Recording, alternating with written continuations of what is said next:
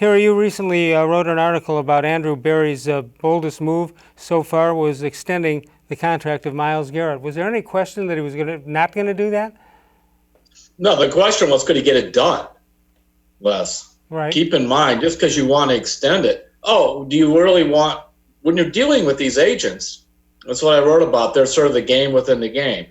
You know, an agent doesn't particularly care on whether he gets, whether he keeps Myles Garrett in Cleveland or not.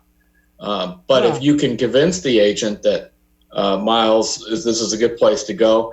And a lot of the agents, too, remember this, they're all trying to have the highest paid defensive player. And there were 3 of them coming up that were eligible for extensions. You know, Myles was one, and then Joey Bosa, and then the third is TJ Watt.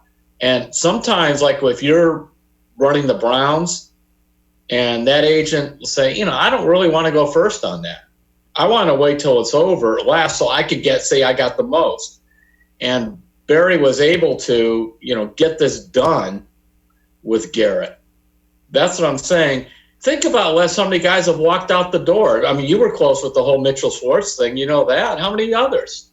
Yeah, well, it's a good point that it's bragging rights if a guy comes in first. So sometimes timing is everything as opposed to how much is a guy worth. You know, the tight end situation, guys got their got raised a little bit, not just money-wise, but their place in the scheme of things.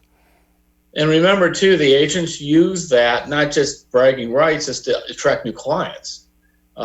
So as I wrote, you know, Bus Cook, who has been an agent forever, he goes back to Brett Favre and all these other guys. He's out of Mississippi. The Browns have done some other business with him over the years.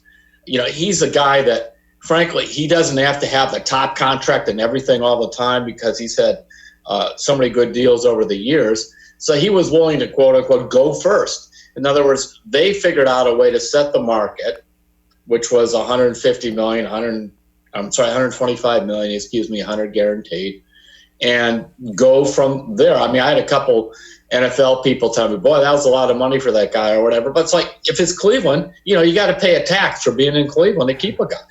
You just do. Yeah, and you wonder about that to Cleveland, it might be more important to have a guy as the highest paid guy, even if it's only a couple of weeks. And for a couple of weeks, right. Because they were worried if Joey Bosa got that thing done, then, frankly, they thought the price would be higher. Right.